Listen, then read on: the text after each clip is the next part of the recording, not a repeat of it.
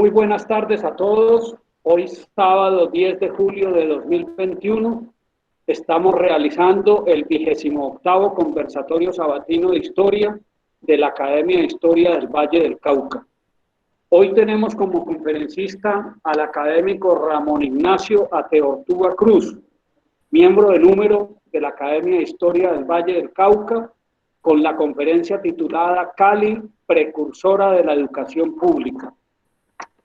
El académico Ramón Ignacio Ateortúa Cruz nació en Buga, realizó sus estudios de bachillerato en el Colegio Académico de Buga e hizo sus estudios de licenciatura en Ciencias Sociales en la Universidad Santiago de Cali. Adelantó estudios de Derecho, obtuvo los títulos de especialista en Desarrollo Intelectual y Educación y obtuvo una maestría en Estudios Políticos de la Universidad Javeriana. Se desempeñó por más de 35 años como docente universitario en el área de la historia y de la pedagogía.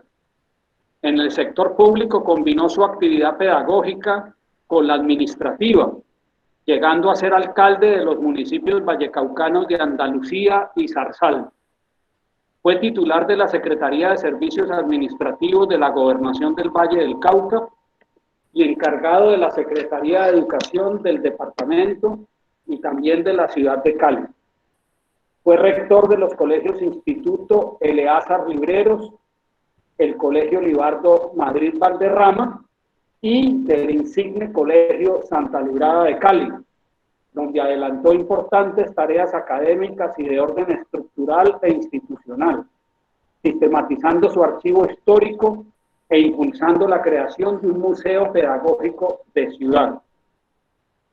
Ha publicado las siguientes obras: Manual para instituciones educativas estatales, textos y documentos de la Fundación del Colegio de Santa Librada y Evaluación del desempeño docente. En noviembre de 2018 publicó el primer volumen de su obra titulada Cali, precursora de la educación pública, el Colegio Republicano de Santa Librada en la historia, y actualmente se encuentra en proceso de publicación el volumen 2. El académico Ramón Ignacio Ateortúa Cruz es miembro asociado de la Academia Santanderista de Colombia, es miembro de número de nuestra Academia de Historia del Valle del Cauca y también es miembro de la Red de Historiadores de Colombia, REICOL. El día de hoy, la conferencia que nos va a dar el académico Ramón Ignacio Ateortúa, que titula Cali, precursora de la educación pública, como su libro. El resumen descriptivo de esta conferencia es el siguiente. Hay dos hechos muy significativos que hacen de Cali una ciudad precursora de la educación pública. El primero es la solicitud que formuló el presbítero don Manuel Cuero y Caicedo al virrey en 1787 para la apertura de una escuela.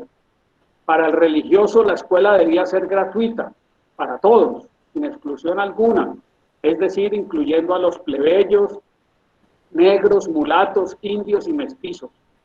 La escuela funcionó desde 1803 hasta 1857 con los réditos de una mina de oro en Cajambre, propiedad del padre Cuero y Caicedo, más el producto de una hacienda también de su propiedad. En segundo lugar, el otro hecho significativo que hace de Cali una ciudad precursora de la educación pública es la solicitud que a través de la Gobernación del Cauca los ciudadanos de Cali le formularon a Francisco de Paula Santander 4 días antes de la instalación del Congreso de Cúcuta para que cerrara los conventos existentes en la ciudad, conventos de los mercedarios, franciscanos, dominicos y agustinos, para que expropiara todos sus bienes y fundara un colegio. Santander decidió llevar la idea al Congreso, donde la aprobaron y fundaron entonces la educación pública, expropiando y cerrando en más de 20 ciudades los conventos para abrir colegios, entre ellos el Colegio de Santa Librada en Cali. Estas dos ideas de los ciudadanos de Cali hacen de nuestra ciudad la ciudad precursora de la educación pública en Colombia. Entonces le cedo la palabra al académico Ramón Ignacio Teodortúa Cruz para que inicie su conferencia. Voy a presentar en pantalla la presentación que él preparó. Un momento, por favor.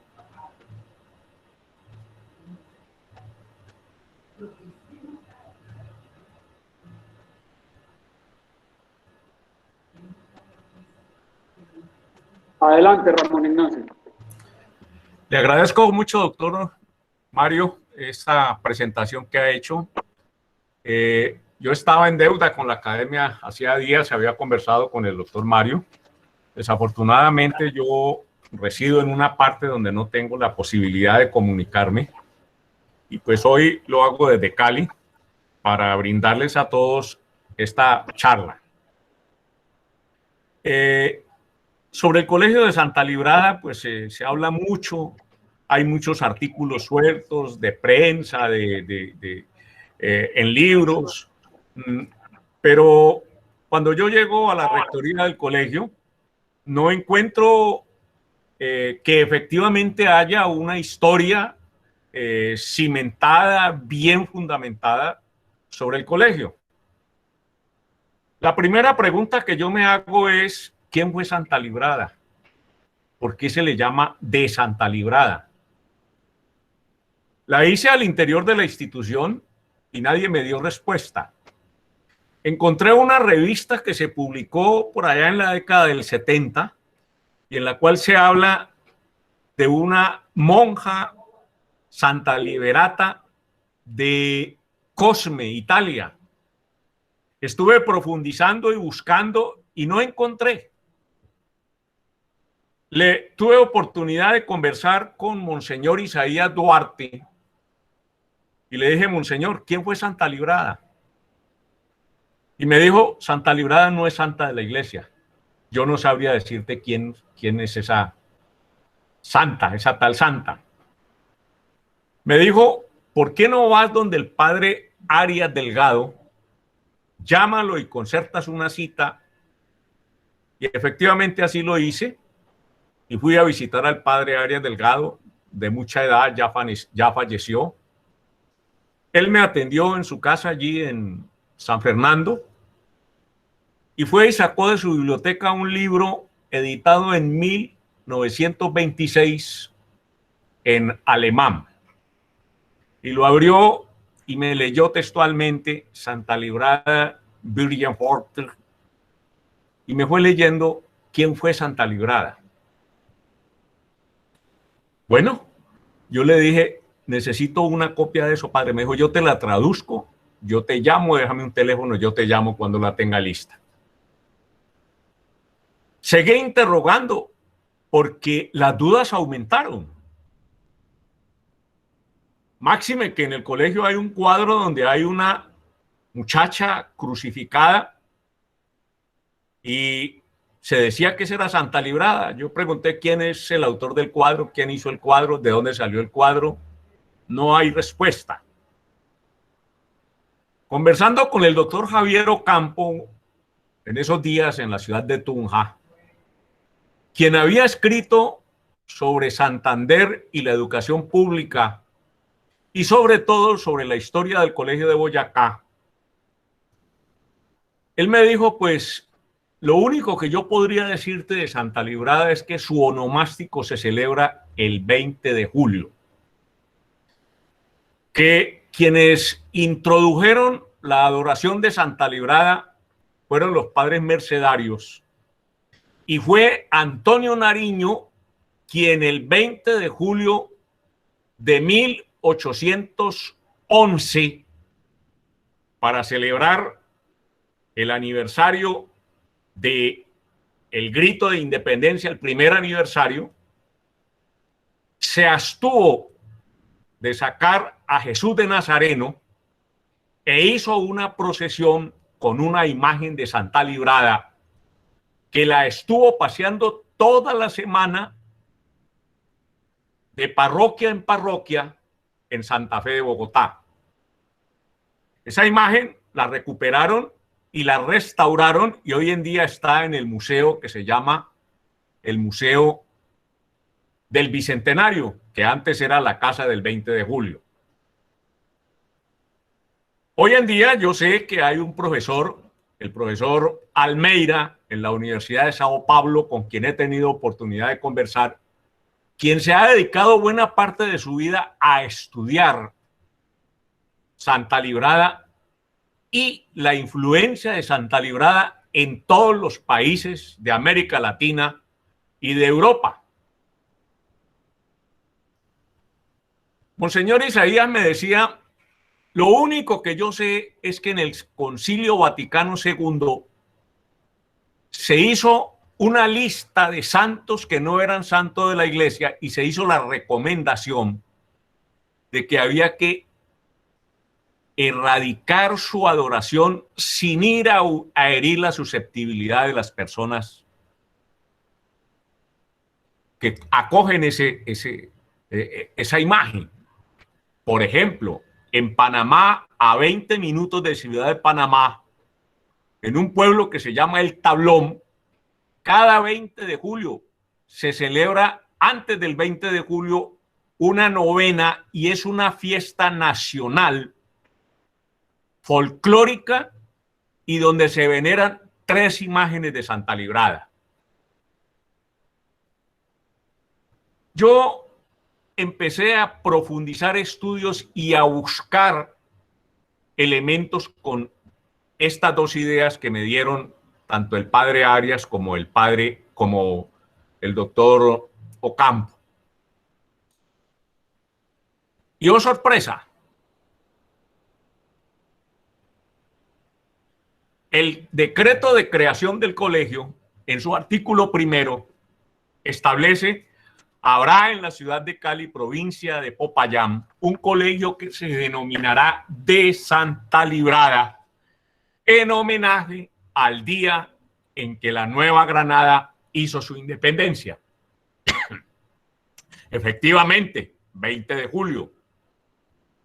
Pero cuando yo miro la lista de todos los colegios que funda el general Santander, encuentro que solo 3 colegios de todos los que fundó tienen nombre: el Colegio de Santa Librada, el Colegio San Simón de Ibagué, que de acuerdo a la historia que se ha escrito recientemente en 2 tomos patrocinada por la Gobernación del Tolima sobre el Colegio San Simón, ese nombre se lo da Santander en homenaje a el santo al que Simón Bolívar le rinde culto, como he encontrado en varias cartas en las obras completas de Bolívar. Y el otro colegio es el Colegio San José de Guanintá. Guanintá fue el cacique de la región y Santander le dio ese nombre. A ninguno de los otros colegios que fundó le dio un nombre: Colegio de Boyacá, Colegio de Cartagena, Colegio de Antioquia, Colegio de San Gil, Colegio de Boyacá, Colegio de Pasto, Colegio de Imbabura, Colegio del Istmo, Colegio de los 3 colegios, los 4 colegios que fundó en Venezuela. ¿Por qué razón escoge Santander esos 3 nombres dentro de toda la lista de los colegios que él funda? Pero hay algo más. ¿Por qué razón cuando Santander muere, la señora de Santander, doña Sista Pontón de Santander e hijas, le regalan al Colegio de Santa Librada de Cali un óleo grande de Santander pintado por el maestro José María Espinosa? Y yo he tenido oportunidad de visitar todos los otros colegios y tener contacto con los rectores de los colegios que subsisten aún y que a partir del próximo año van a cumplir el 2º centenario de su fundación. Y a ninguno de ellos se les dio ese obsequio por parte de la señora cuando ya ha muerto Santander. Y me van surgiendo muchas preguntas, muchísimas preguntas. Pero me encuentro que en el colegio, cuando lo trasladaron del antiguo edificio, el convento de San Agustín, al actual edificio, en 1942, se trajeron todos los papeles que habían, los tiraron a una pieza y a algún rector se le ocurrió mandarlos a empastar. Y lo mandó a empastar sin ningún orden. Y resulta que allí está una fuente histórica inmensa. Yo todos los días me sorprendo de lo que encuentro allí. Ese es el archivo histórico del Colegio de Santa Librada. A mí me preocupó mucho la situación de esos libros. Tuve oportunidad con la Universidad del Valle de que me patrocinaran cómo hacer un software, porque los libros los empastaron sin ningún orden. Y entonces tú encuentras en un libro folios que pertenecen a la fundación del colegio, otros que pertenecen a 1850, a 1836, sin ningún orden. Y así es muy difícil encontrar en una inmensidad de libros unos documentos, a no ser de que se lea uno todos los libros. La Universidad del Valle aceptó a mi petición y entonces convocó a los estudiantes de historia que quisieran presentar su tesis de grado organizando el archivo histórico de Santa Librada. Se presentaron dos niñas, una de ellas sacó la mano a mitad de camino y la otra estuvo un año llegando a las 7 de la mañana, almorzando en el colegio y yéndose para su casa a las 6 de la tarde. E hizo como tesis de grado un software que le permitía a uno acceder a los documentos por fecha, por nombre o por situación. Entonces, ese software lo presentó como tesis de grado y ese software lo empecé yo a manejar y a buscar los textos. Y me encuentro que en uno de esos libros están el compendio de todos los textos y documentos sobre la fundación del Colegio de Santa Librada. Cuando voy al archivo de Cali, buena parte de esos documentos no existen en el archivo de Cali. Y esos documentos están certificados por el escribano público de ese entonces. Pero cuando voy al Archivo Nacional me encuentro que allá hay similares documentos también certificados por el señor Mesa como, digamos, el notario de la época. Y son los mismos documentos que están en ese texto. Por eso el primer libro que publiqué fue Textos y documentos sobre la fundación del Colegio de Santa Librada, que hice la transcripción de todos esos documentos. Pero yo ahí me encuentro cartas del general Santander, cartas del primer rector, cartas del Consejo de Cali sobre la fundación del colegio. Yo había leído en Demetrio García algo sobre cómo el Consejo de Cali o el Cabildo de Cali en ese entonces había tenido que ver mucho con la fundación del colegio. Y pues leyendo esos documentos encuentro de que, si bien es cierto, el Cabildo envía una referencia de por qué Cali merece tener un colegio, me encuentro que cuando llega la orden de Santander para abrir un colegio aquí, el Cabildo la engaveta y está casi que un año perdida. Y de pronto algún cabilgante en Popayán se da cuenta de eso y trae y dice, pero ¿dónde está esto? Que esto llegó aquí. Y empiezo a leer documentos y documentos y documentos. Y me encuentro dos hechos esenciales. Cambiemos, Mario. En primer lugar, vamos a ver por qué defino yo que Cali es precursora. De acuerdo a la Real Academia de la Lengua, precursor es quien profesa o enseña doctrinas o acomete una empresa que no tendrá razón ni hallará acogida, sino en tiempo venidero. El pensar en ese momento, en una escuela, en un colegio público, donde no le cueste nada a nadie, es quizás finalizando la colonia y empezando la república, una utopía. Porque como lo va a decir el mismo Santander, no hay recursos. Siguiente. ¿Qué significa instrucción pública? El mismo nombre tiene el sentido, sostenida por el Estado, llámese nación, provincia, municipio, que debe ser gratuita, incluyente, sin distinción ideológica, religiosa, sexo o clase social. Y por supuesto, no va a ser únicamente un cursito, sino que tiene que tener unos niveles, en este caso un nivel primario, secundario, universidad, etcétera, etcétera. Y por último, el Estado es el encargado de la planificación, de la supervisión y de la ejecución de los planes educativos que se van a dar en esa institución.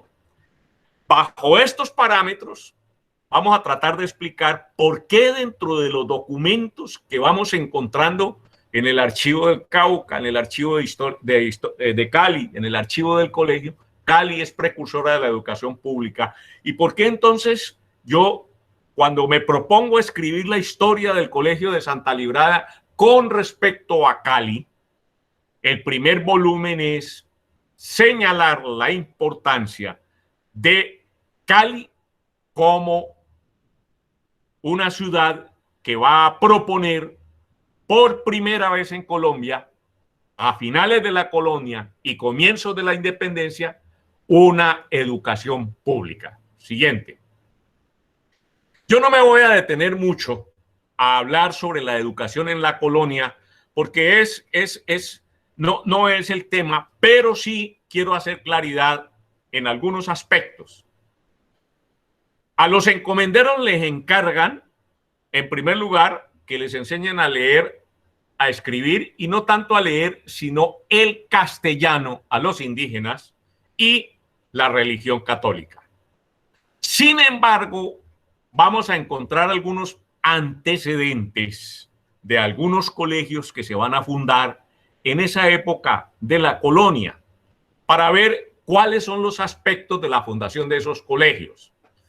Felipe IV, en 1653, otorga permiso para que se funde el Colegio Mayor Nuestra Señora del Rosario en Bogotá. Pero la condición es que ese colegio no lo va a costear el Estado, en este caso la corona. Ese colegio lo va a costear quienes llegan a él. Carlos III, por real cédula, reconoce al colegio como un real colegio mayor de estatutos. En esa fecha no habían sino 6 colegios de estatuto en España. 4 de ellos estaban en Salamanca, que eran el San Bartolomeo Colegio Viejo, el Colegio de Cuenca, el Colegio Santiago de Henares y el Colegio de Oviedo. Los otros 2, había uno que era el de Santa Cruz en Valladolid y el San Ildefonso en Alcalá de Henares. A esos colegios se les va a denominar Colegio Mayor de Estatuto porque se les va a autorizar que expidan el diploma de bachiller o de licenciado. Los otros colegios no serán colegios de estatuto. Finalizado el siglo XVI, por decisión del arzobispo Fray Luis Zapata de Cárdenas, se funda en Santa Fe de Bogotá el Colegio Seminario de San Luis, que va a tener una vida efímera. Siguiente. Va a tener una vida efímera y prácticamente se va a cerrar. Por real cédula de Felipe III, del 30 de noviembre de 1602, se autoriza la llegada de la Compañía de Jesús al territorio americano. La llegada de la Compañía de Jesús va a ser muy importante, porque con ellos van a llegar una educación más organizada que la que se estaba ofreciendo. El 23 de septiembre de 1604 llegan los primeros 6 sacerdotes jesuitas con el propósito de fundar colegios. Y el 1 de enero del 1605, a partir del Colegio Seminario de San Luis que se había cerrado en 1588, ellos lo reabren y le van a dar el nombre del Colegio de San Bartolomé. También va a ser un colegio donde efectivamente de todo el país va a llegar la élite de los colonizadores, los que tienen recursos para sostenerse y para sostener el colegio. Siguiente. Por supuesto, siguiente, Mario, por supuesto, atrás. Siguiente, allí. En 1584, los jesuitas se van a establecer en Quito y entre 1621 y 1630 van a buscar expandirse hacia Popayán y por toda la costa pacífica. Eso se va a limitar. Los jesuitas van a ingresar por dos partes. Una, por el norte, que son los que llegan a Santa Fe, van a expandirse hacia los Santanderes y hacia los llanos orientales, donde van a tener haciendas. Y los otros que llegan por Quito van a extenderse por el Pacífico y por toda la cuenca del río Cauca hasta Santa Fe de Antioquia. La entrada de los jesuitas se va a limitar entre 1643 y 1670 porque los reyes van a prohibir que lleguen jesuitas que no sean españoles. Los jesuitas que tienen que llegar son españoles. En 1664 se va a fundar en Popayán el Seminario Colegio de San Francisco de Asís bajo la dirección de los jesuitas. Ese colegio va a jugar un papel muy importante en el movimiento de independencia del 3 de julio de 1810 en Cali, porque allí va a tener el profesor José Félix de Restrepo a todos los alumnos, todos sus alumnos van a ser los próceres de la independencia. El sabio Caldas, Torres, el padre Mariano del Campo, el padre de aquí de Tuluá, Sarmiento. Es decir, toda esa playa de hombres, ¿no? Inclusive vamos a tener a Tomás Cipriano de Mosquera, van a ser los alumnos del padre José Félix de Restrepo. Siguiente. Dentro de todo este movimiento, los jesuitas, a través de las riquezas que empiezan a captar, el padre Fernán González, en su obra Los jesuitas en la historia de Colombia, la Compañía de Jesús en los tiempos de la colonia, habla que la financiación del Real Colegio Seminario de Popayán se hizo especialmente a través de donaciones de los fieles más ricos de la diócesis y de varias haciendas que eran propiedad de los jesuitas. Entre ellas va a citar la hacienda Gelima, que tenía una mina de oro que sirvió de base a la fundación del colegio, las haciendas de Llano Grande, Trapiches en Palmira, la hacienda de Japío, Coconuco, Pandia. Hay escasos estudios que referencien realmente todas estas propiedades que los jesuitas van a recibir y que van a permitirles la fundación de los colegios y el sostenimiento de los colegios. Siguiente. En este orden de ideas, pues los jesuitas van también a tener minas de oro y ellos van a fundar, por ejemplo, a pueblos allí en la costa pacífica, ¿no? Y van a tener relación en barbacoas, en los paeses, los guanacas. Y como decía ahora, se van a extender por toda la ribera del río Cauca hasta Santa Fe de Antioquia. A todas las ciudades donde llegan van a proponer que les permitan fundar colegios. Y por supuesto, esa va a ser una necesidad sentida. Siguiente. El gobernador de Antioquia y el cabildo en 1643 van a pedirle a los jesuitas que establezcan un colegio, porque dicen que Cartagena, que Popayán y que Bogotá les queda muy retirado y que es necesario establecer un colegio. El padre Mateo de Nimbela es comisionado para tal efecto y él es el provincial en Quito, y el 23 de marzo de 1722 entrega al Consejo de Indias la solicitud para la fundación del Colegio de Santa Fe de Antioquia. Esa entrega la hace en Madrid y el 5 de septiembre de 1722 el rey Felipe V expide la Real Cédula permitiendo la fundación del Colegio de Santa Fe de Antioquia. El contenido de esa Real Cédula es muy claro en el sentido de que la corona española no va a invertir 5 centavos en ese colegio. Son los habitantes de Santa Fe de Antioquia, muchos poseedores de oro, quienes se comprometen a sostener el colegio. Ese colegio se va a activar en 1727.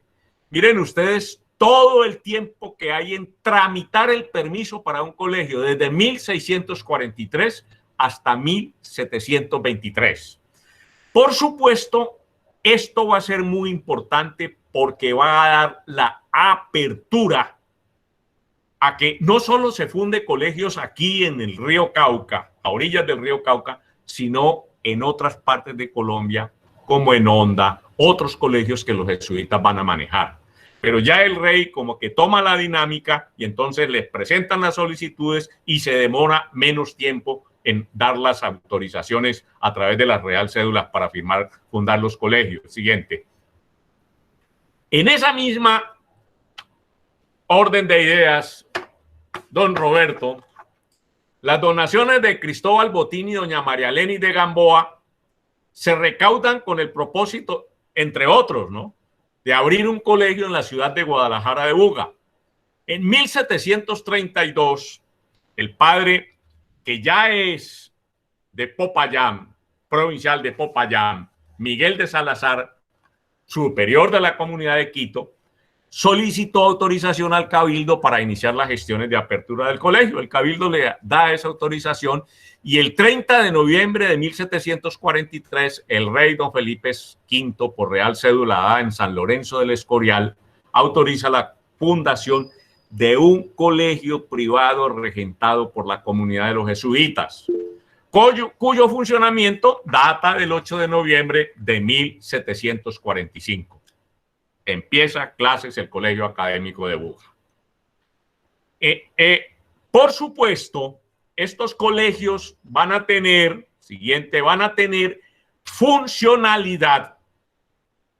Y llama la atención de que, y lo dice el padre Fernández, que ni en Cartago ni en Cali les copiaron la idea de fundar colegio. No hay razón. Es posible que por la existencia de 4 comunidades en Cali, los jesuitas no van a entrar a competir con ellos.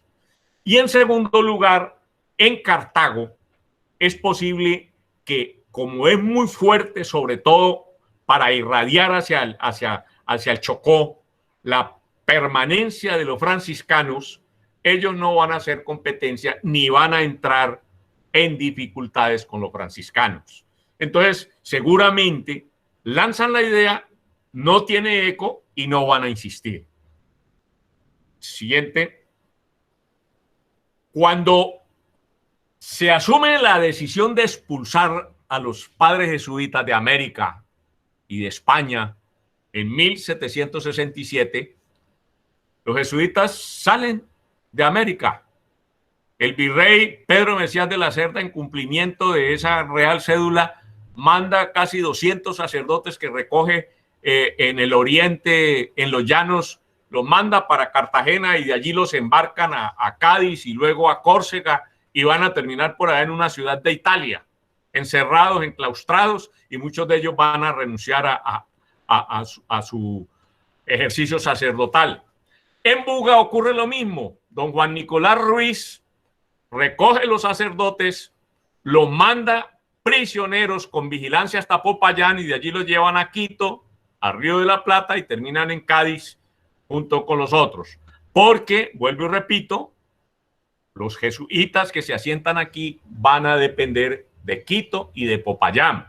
Entre otras cosas, fíjense que don Miguel Antonio Caro tiene por ahí un escrito que dice que los jesuitas trajeron de los Santanderes el café, lo llevaron a los llanos, lo trajeron a Popayán y los jesuitas son los que lo llevan por todo el río Cauca hasta Antioquia.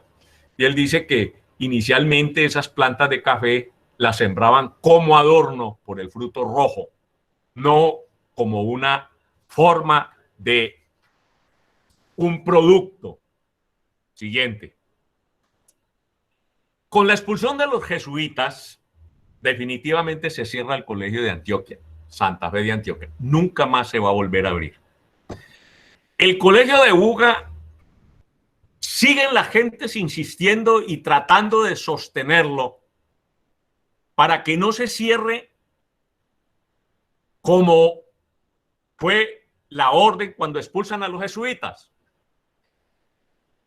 A petición de los ciudadanos y con eco de Miguel Tacón y Rosique, el 22 de febrero de 1810 hacen una especie de teletón y convocan a la gente y reabren el colegio y hacen una escritura pública, de la cual hay copia allá en el archivo de Buga, donde se reabre el colegio y se va a sostener por el apoyo de los ciudadanos de Buga. El colegio todavía subsiste ya como un colegio público, porque en el momento en que el departamento del Valle se crea como departamento, entonces el colegio va a entrar a ser un colegio público del departamento. Siguiente. Eso va a comprometer a buena parte de algunos ciudadanos de Buga con Miguel Tacón y que lo van a apoyar inclusive con ejército en Popayán. Surgido en el absolutismo ilustrado en Europa, aparece la idea de las escuelas pías. Y los reyes ven esa oportunidad como una forma, no solo para España, sino también para América, de permitir la apertura de estas escuelas pías. Siguiente. ¿Qué son las escuelas pías? Es una variante de escuelas de primeras letras que en Italia son autorizadas por el Papa Clemente VIII en el año de 1602 y autoriza a la comunidad religiosa de los escolapios o calanzancios para que, como una especie de hospicio, abran estas escuelas que se sostengan por donaciones y que enseñe en ellos a los niños la lectura, la escritura y la doctrina cristiana. A esas escuelas van a asistir los españoles pobres, los hijos de los regidores, los mandos medios españoles, pero en esas escuelas pías no se van a recibir indios, mulatos, negros, zambos, esclavos, prohibido para ellos, especialmente con bastardos que son producto de negra e india, etcétera, etcétera. Siguiente. Esas escuelas pías fueron transitorias y sin estabilidad. La mayoría de ellas se abrieron en los templos, en las parroquias, con los sacerdotes, y efectivamente la educación que se va a dar en esas escuelas no va a cambiar a la que se venía dando por parte de los encomenderos. Entonces, Se seguirá la misma rutina curricular, enseñar nociones de lectura, de escritura y principios básicos de matemáticas y, sobre todo, la fe cristiana. Siguiente. Vamos a encontrar, siguiente, exactamente, vamos a encontrar que para poder abrirse esas escuelas pías se necesita autorización del virrey. Olga Lucía Zuluaga, en la historia de la educación en Bogotá, encuentra en el Archivo Histórico de Madrid, en la sección Jesuitas, en un legajo, un documento que ella transcribe en su obra sobre la apertura de una escuela pía, solicitud que hace el capitán González Casadiego en Santa Fe, y donde en la solicitud se dice que hasta el número de 100 pobres se podrán atender, y con particularidad los niños varones, expósitos que se crían en las casas de divorciados de esta ciudad, y después los hijos de los regidores y otros inferiores, exceptuándose para no ser recibidos indios, negros, mulatos ni zambos, por ser el ánimo y voluntad expresa de dicho fundador, el que solo se reciban españoles pobres que no sean de los prohibidos. La escuela en los colegios jesuitas va a requerir de un certificado de pureza de sangre. Siguiente. Las escuelas pías van entonces también a tener ese límite. Pero trasladémonos a la ciudad de Cali para ver qué va a ocurrir con una escuela pía cuya fundación se va a solicitar y que está registrado en el Archivo Nacional. Digamos que hacia 1789, como lo cuenta Eustaquio Palacios en el Alférez Real, en Cali no habían médicos, solamente los frailes del San Juan de Dios, que eran los que hacían como enfermeros.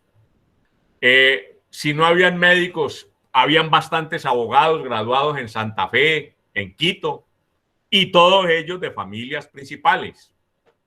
Dice Eustaquio Palacios, lo cual se ha probado y se ha demostrado en todos los documentos, no había colegios. Los hijos de los pobres solían aprender a leer algo con los frailes. A los colegios de Santa Fe y Quito solo iban los hijos de los nobles, para lo cual se hacía información de limpieza de sangre. Es decir, había que llevar el certificado de quién era hijo y todo ese historial para poder que lo recibieran y la plata en el bolsillo. Siguiente. Vamos a encontrar que entre 1778 y 1809, de acuerdo al Fondo de Instrucción Pública, tomos 1 a 4 del Archivo Nacional General de la Nación, solo se van a dar estas solicitudes para la apertura de escuelas pías en el territorio nacional. En 1787, una en Santiago de Cali. En 1788, una en Antioquia. En 1789 se vuelve a repetir en Antioquia la necesidad de la apertura de una escuela. Y hay quienes ofrecen cómo financiar esas escuelas de acuerdo a lo que se dice en las peticiones. En Girón, en Zipaquirá, en Ubaté, en San José, en Cúcuta. En Ubaté se insiste, en Portobelo, en San Gil, en Yorodó, Quibdó, en Sauta, en Tunja y en Santa Fe. Como vemos, son pocas, no pasan más de 10 las solicitudes que le hacen al virrey de apertura de escuelas pías, porque las solicitudes debían ir acompañadas de la garantía del sostenimiento de esas escuelas.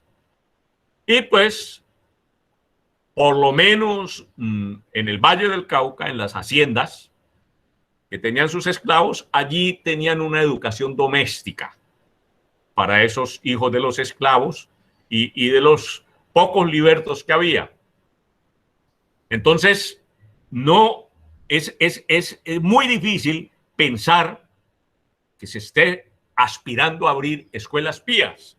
Sin embargo, en la ciudad sí había personas que necesitaban educación. Siguiente. Vamos a encontrar entonces que en 1787 es el padre Manuel Cuero y Caicedo quien tiene una mina de oro en Cajambre de su propiedad y unas tierras hacia Santander de su propiedad. Y entonces él va a solicitar la apertura de una escuela pía, pero él va a garantizar y va a hablar de cómo debe funcionar esa escuela con un carácter público. Y fíjense ustedes, la solicitud la hace en 1787 y la escuela se va a abrir en 1803 cuando el padre ya ha muerto, pero ha dejado en su testamento que los réditos que se producen en la mina de Cajambre de su propiedad son para el sostenimiento de la escuela que él está solicitando abrir. Esa escuela va a permanecer abierta hasta 1857. Siguiente. En la solicitud que el padre hace, conforme al folio 838 del Ministerio de Instrucción Pública, tomo 107 en el Archivo Nacional, el padre dice lo siguiente: que la escuela se funde para beneficio espiritual y temporal de todos los niños de Cali, para que con estos réditos y frutos, los réditos de su mina de Cajambre y los frutos de su hacienda, se establezca perpetuamente dentro de dicha ciudad y no en otra parte, una escuela pública en que se les eduque cristianamente y se les enseñe la doctrina, oraciones, ayudar a misa, leer, escribir y contar, practicándose todo lo expresado gratis, sin que pueda exigirse a ninguno de ellos, con pretexto alguno, el mínimo interés, ni un huevo, ni de menos, sean ricos y opulentos, sean pobres y menesterosos, sean nobles, plebeyos, negros, mulatos, indios, mestizos. Es decir, que esas escuelas pías van a estar bajo el control del virrey, van a ser costeadas, en este caso la escuela pía del padre, por los réditos de sus propiedades que ha dejado en herencia con albaceas. Y en esa escuela, para Cali exclusivamente, es una escuela incluyente y es una escuela pública, entre comillas. Siguiente. Esa escuela va a tener una duración, porque en 1823, cuando se funda el colegio, el tutor de la escuela era el padre Ignacio Ildefonso Núñez, a quien el primer rector del colegio solicita se lo nombren de coordinador. Y entonces el padre Ildefonso va a renunciar a ser el tutor de esa escuela. Pero lo que ocurre es que se va a llevar la escuela para el colegio. Y entonces se va a fusionar con el colegio y va a funcionar con el colegio hasta 1853. Yo me he encontrado, ahora escribiendo el segundo volumen, que el colegio va a ser el tutor de múltiples escuelas públicas de niñas, inclusive en El Raposo y en Roldanillo. Los profesores de esas escuelas los va a pagar el colegio, con todos los réditos que va recogiendo, los censos, todo lo que va recogiendo desde Zarzal, Tuluá, no. Es decir, es innumerables las escrituras y las platas que va moviendo el colegio para sostener eso. Estamos hablando de los primeros días, unos días antes de la independencia de Cali. El grito se va a dar el 3 de julio de 1810. En 1811 se va a conformar en febrero las ciudades confederadas y va a iniciarse el inicio de la Guerra Magna.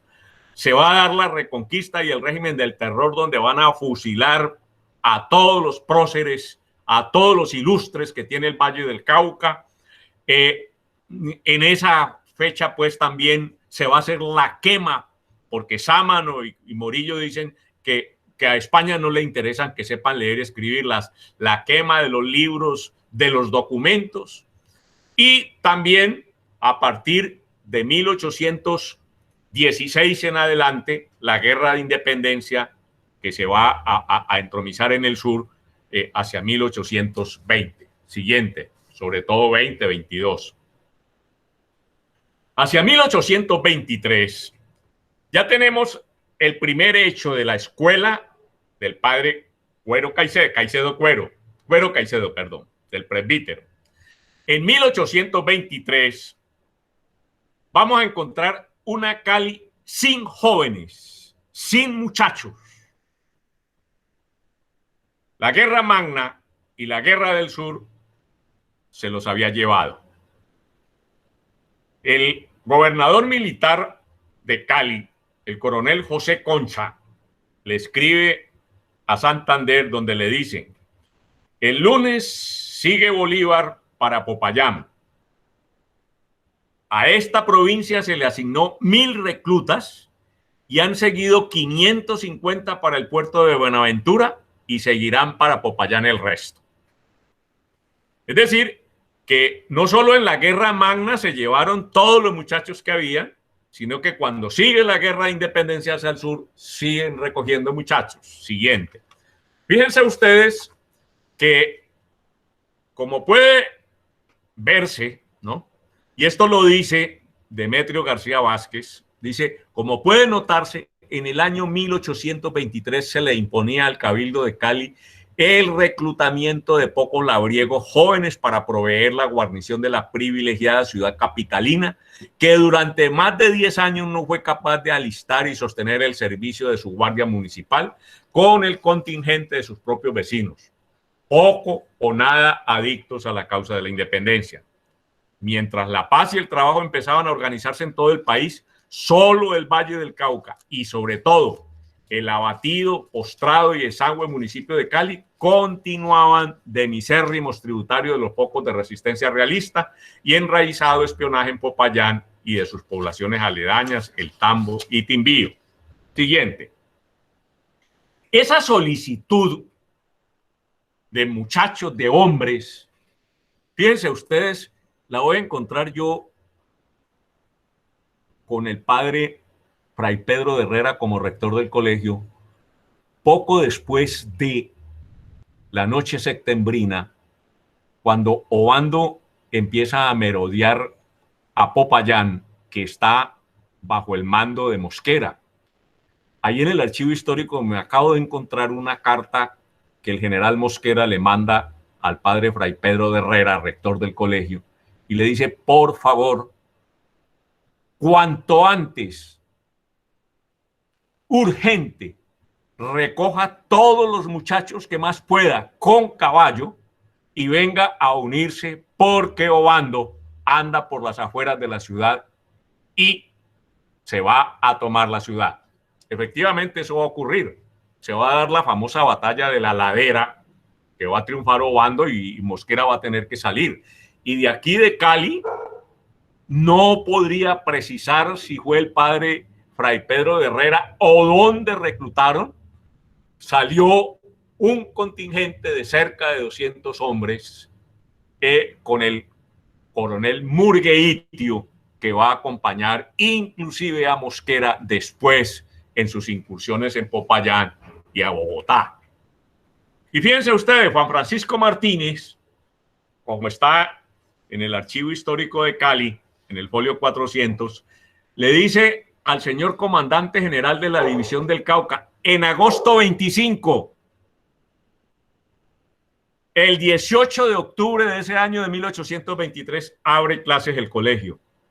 Es decir, que a escaso un mes le manda esta carta y le dice, por ausencia del juez político, he visto el oficio de vuestra señoría sobre remisión de 300 hombres a la capital de Popayán para aumentar la división del Cauca y para darle cumplimiento. Espero me diga si echo mano de todo hombre, pues es muy difícil llenar ese número solo con solteros, cuando los 200 que se han pedido antes no ha sido posible remitirlos todos, a pesar de las activas diligencias que se han practicado para reclutarlos. porque los que hay hasta ahora han estado sepultados en los montes a causa de que no se han dejado reclutar para llenar el número pedido por la guarnición de Popayán.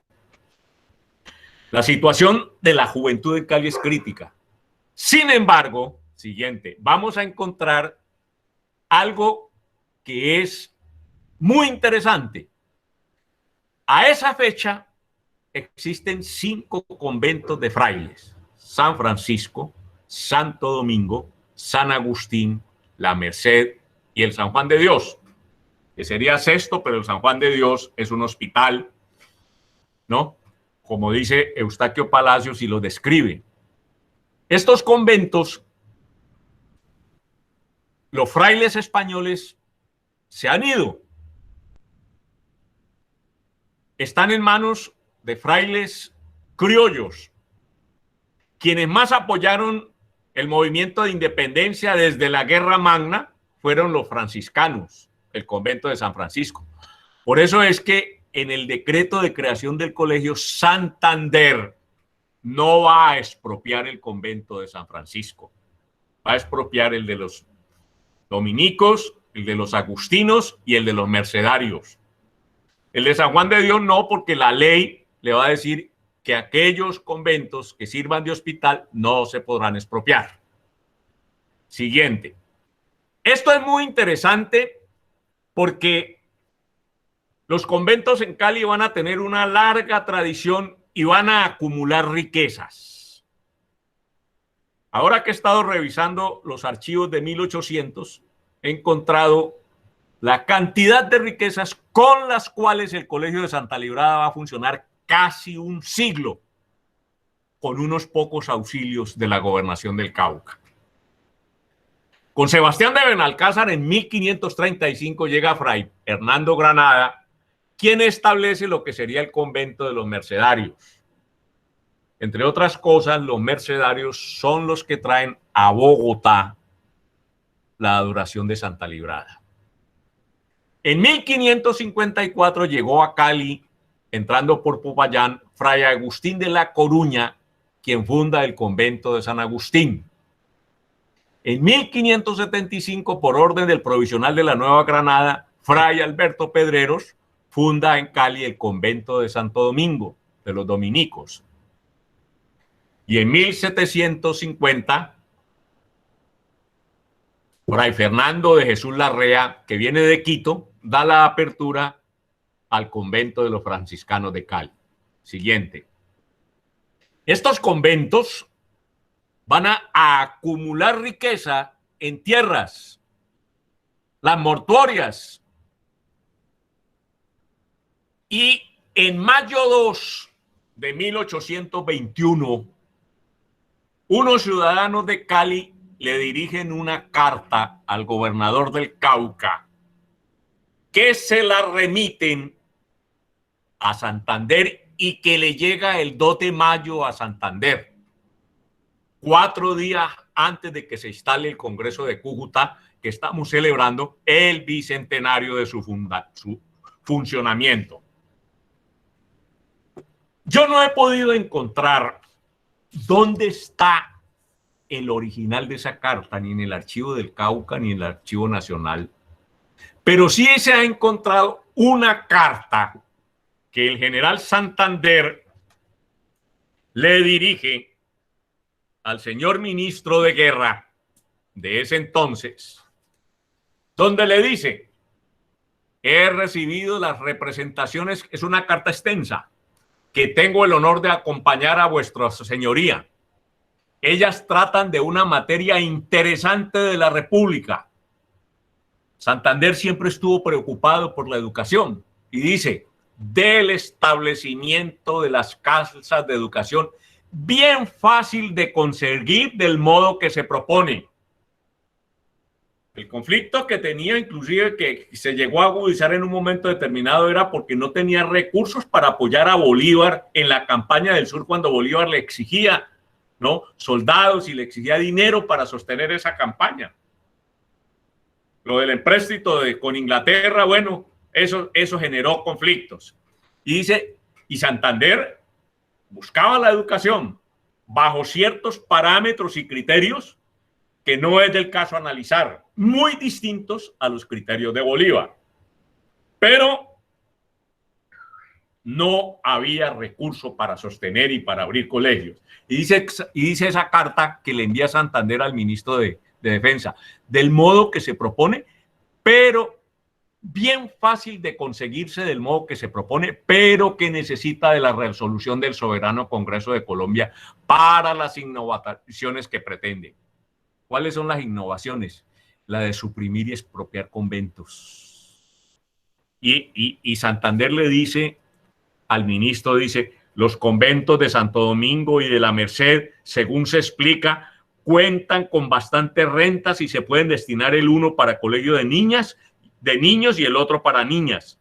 Las escuelas públicas deben mantenerlas el cabildo de la ciudad y los demás cabildos del valle, y los del Chocó pueden dar alguna cantidad de los propios para pagar a los maestros, si faltare el complemento de las asignaciones. Y sigue más adelante en esa carta que digo es muy extensa. Aunque en Popayán hay un colegio seminario que voy a mandar a restablecer, porque se había cerrado, sin embargo, no considero innecesario el de Cali. Los padres de familia tendrán facilidad de remitir a sus hijos al que más les se acomode, y los del Chocó, donde por ahora no puede haber establecimiento alguno de esta clase por falta de edificios y de recursos, con la inmediación de Cali tendrán más oportunidad de proveer a la educación de los suyos, lo que les será difícil por la mucha distancia aquí en Popayán. La extinción de los conventos, y sigue hablando de la extinción de los conventos, y por eso él recalca, esto no lo puedo hacer como ejecutivo, ¿no? Él representa el ejecutivo porque el presidente es Bolívar. Esto necesita una orden del Congreso de Cúcuta. Siguiente, y presentan la ley al Congreso de Cúcuta. Hay varias sesiones donde se discute. En la sesión del día 28 de julio, acta número 98, después de una discusión un poco agria porque hay partidarios de que se les quite las propiedades a los conventos y se cierren, hay otros que no son partidarios, hay otros que dicen de que cómo se le van a expropiar esos bienes si los ciudadanos se lo dieron a los conventos precisamente para los conventos y no para los colegios. De todas maneras, José Félix de Restrepo, que es un diputado en el Congreso, va a jugar un papel muy importante para que se apruebe. Y en el artículo primero dice, se suprimen todos los conventos de regulares que el día de la sanción de esta ley no tengan 8 religiosos de misa, exceptuando solamente los hospitales. La ley es mucho más extensa y el acta es muy amplia porque es una discusión muy agria. Siguiente. Lo importante es que se aprueba la ley y con eso empieza Santander a fundar colegios, a cerrar conventos, a abrir colegios. El primero que va a abrir es el Colegio de Boyacá, luego el de Medellín, que va a ser el Colegio de Antioquia, que se va a convertir en la Universidad de Antioquia. Luego él va a reabrir el Colegio de San Francisco en Popayán. Luego funda el Colegio de San Simón en Ibagué. Y luego el 29 de enero de 1823 va a fundar el Colegio de Santa Librada de Cali. En Pamplona va a establecer un seminario. Santander va a colocar mucho límite a la educación y él va a propugnar por una educación laica. Sin embargo, no hay maestros. Él va a decir por allá, vamos a nombrar los sacerdotes, los curas, para que le obedezcan al Estado y no a la iglesia. Y va a limitar mucho eso. Él va a fundar el Colegio del Istmo, que va a ser hoy en día la Universidad de Panamá. Va a fundar un colegio de ordenados en Bogotá para los sacerdotes que sean ordenados. Él prohíbe que jóvenes entren a los seminarios. Tienen que ser mayores de 25 años. Va a fundar el Colegio de San Gil, Colegio de San José de Guanentá, el Colegio Universitario de Vélez, el Colegio de Cumaná en Venezuela, el Colegio de Guyana en Venezuela, el Colegio de Cartagena, que se va a convertir en la Armada, en la Armada Nacional, el Colegio de Socorro, el Colegio de Pasto, el Colegio de Imbabura en el Ecuador, el Colegio de Ocaña, Luego, pues con la dictadura de Bolívar, Bolívar echa para atrás todas estas normas, pretende devolverle a los bienes a la iglesia. Es muy difícil devolverlos los que ya están funcionando como colegios. Pero cuando viene después la presidencia de Márquez, Márquez va a abrir el colegio con la misma ley, porque se va a restablecer esta ley cuando llega nuevamente Santander, el Colegio de Santa Librada de Neiva y el Colegio Académico de Cartago en 1939. En el decreto de creación del Colegio de Santa Librada, Francisco de Paula Santander va a decir: habrá en la ciudad de Cali, provincia de Popayán, un colegio que se denominará de Santa Librada, en conmemoración del día en que hizo su revolución la antigua Nueva Granada, destinándose para su establecimiento el convento suprimido de San Agustín con todas sus anexidades. En el artículo 7º va a decir: las rentas del colegio se compondrán de todos los bienes, edificios, alhajas, censos, derechos y accesorios que correspondan a los conventos de San Agustín, Santo Domingo y La Merced, suprimidos en Cali. De los bienes y fondos destinados en Cali para la dotación de una escuela de primeras letras. Por eso es que la escuela del padre Cuero Caicedo va a pasar al Colegio de Santa Librada. De todos los fondos aplicados por la ley 28 de julio del año 11, en el artículo 4º, parágrafos 1, 2 y 32. Y de 100 pesos que deberá pagar por sus alimentos cada joven que viva dentro del colegio por un año escolar. Y en el artículo 10º dice: de los fondos destinados para el Colegio de Santa Librada se fundan 8 becas dotadas a 100 pesos. 4 para que se confieran a niños huérfanos que hayan perdido a sus padres en servicio de la patria, ya sean en campaña o en patíbulo. 2 para los hijos de los indígenas de la provincia de Popayán y otros 2 para los del Chocó. No habla de los afrodescendientes, sino para los del Chocó. Es decir, que Cali, al pedir mediante carta que casi que transcribe Santander en el oficio que le envía al ministro de Guerra para que esta ley se apruebe, que se cierren conventos y se expropien para poder abrir colegios bajo la tutela del gobierno, pero pagos con todo lo que le expropia a los conventos, es precursora de la educación pública. Porque a partir de allí se va a fundar la educación pública. Se van a abrir colegios en toda la Nueva Granada, en Panamá, en Venezuela, aquí en Colombia, en el Ecuador. Y por ello, mi conclusión es que Cali es precursora de la educación pública. En el siguiente vamos a ver precisamente el cuadro que doña Sista Pontón le regala al colegio en agradecimiento, diría yo, a que Cali le da la idea a Santander de cómo financiar la educación pública. Porque hasta ese momento, a pesar de que había la intención de establecer la educación pública, no había concretamente cómo financiar la educación pública. Esa situación de la expropiación de conventos pues va a generar problemas que habrá que tratar en los años siguientes. Y este es el cuadro de Santa Librada siguiente que hay en el colegio, este óleo.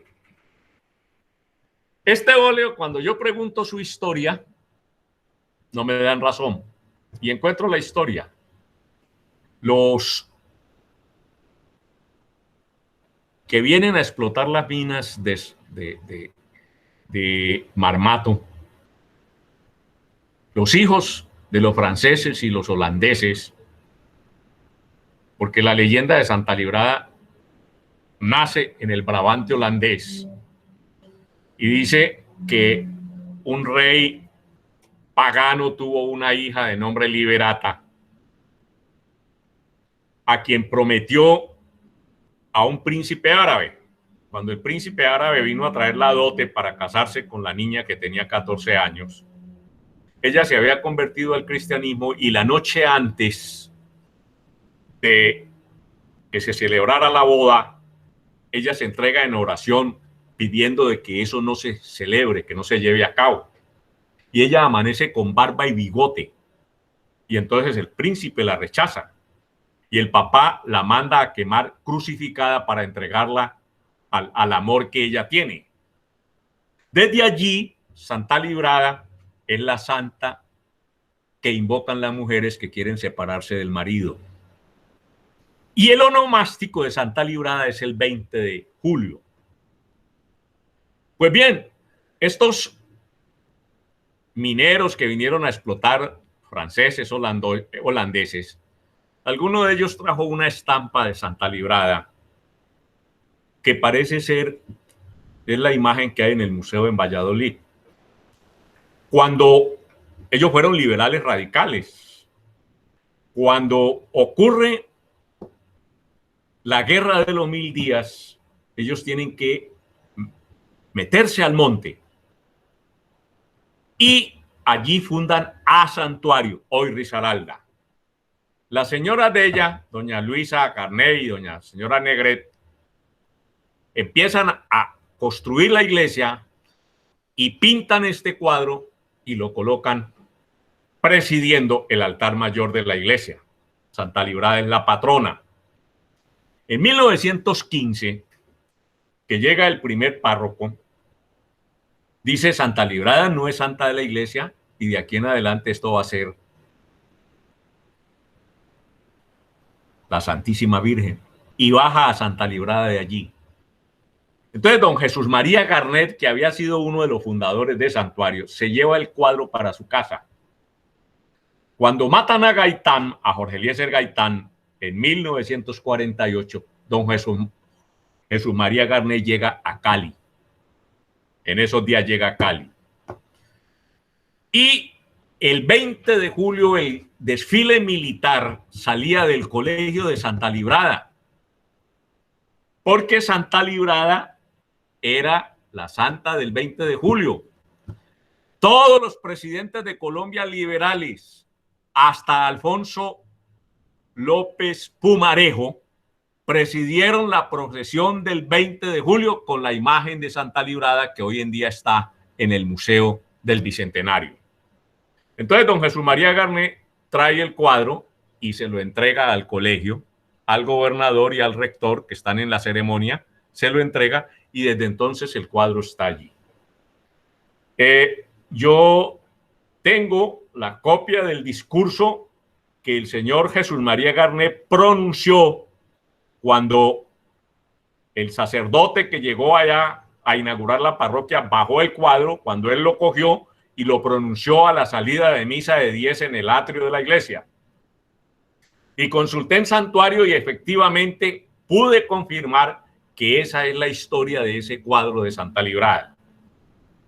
De tal suerte que tanto el archivo histórico como todo lo que contiene Santa Librada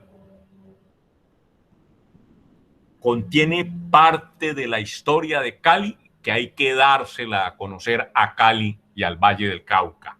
Y sobre todo, decirle a los ciudadanos de Cali que Cali es precursora no solo de la independencia, sino de la educación pública. Buena tarde, muchas gracias.